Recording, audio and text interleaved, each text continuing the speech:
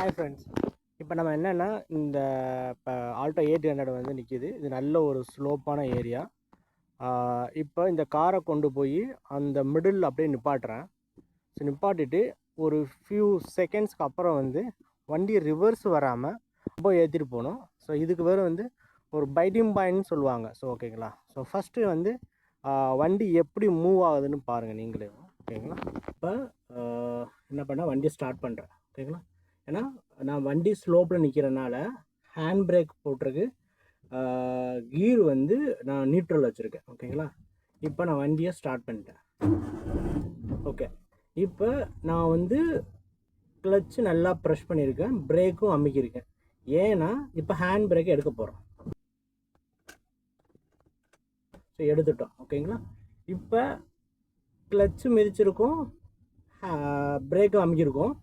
இப்போ நியூட்ரல் இருந்து first கீருக்கு மாற்றுறேன். First கீருக்கு மாற்றிட்டேன்.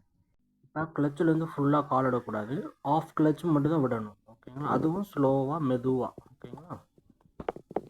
நான் பிரேக் எடுக்கலை. இப்போ ஒரு வண்டி வந்து ஒரு அதிரும். ஓகேங்களா. ஸோ இதுதான் பைட்டிங் பாயிண்ட். இப்போ நான் பிரேக்கை மெதுவாக கால் எடுக்கிறேன். ஸோ மெதுவாக எடுத்தேன்னா எனக்கு வண்டி வந்து அப்படியே வந்து ஃப்ரண்டில் மூவ் ஆகும். ஓகேங்களா.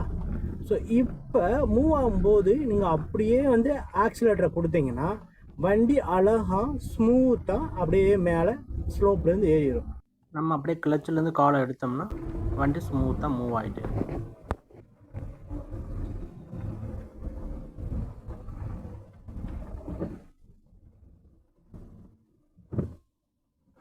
அவ்வளோதான் ஃப்ரெண்ட்ஸ், ரொம்ப சிம்பிள். ஸோ இதே மாதிரி 1 or 2 டைம்ஸ் நீங்களே ட்ரை பண்ணிங்கன்னா ஸோ உங்களுக்கு இது ஈஸியாக வந்துடுங்க. இந்த மாதிரி ஸ்லோப்பான ஏரியாவில் அந்த பைட்டிங் பாயிண்ட் எப்படி பண்ணுறான்னு பார்த்துட்டு திரும்ப அதே கொஞ்சம் ரிவர்ஸ் வந்து திரும்ப மேலே ஏற்றுறது, அப்படியே கொஞ்சம் பேக்கில் வருது, திரும்ப ஃபார்வர்டு போகிறது. இந்த மாதிரி 4 to 5 டைம்ஸ் நம்ம ட்ரை பண்ணும்போது நமக்கு ஒரு ஐடியா கிடச்சிடும். ஓகேங்களா. நீங்களும் ட்ரை பண்ணுங்கள் ஃப்ரெண்ட்ஸ். தேங்க்யூ.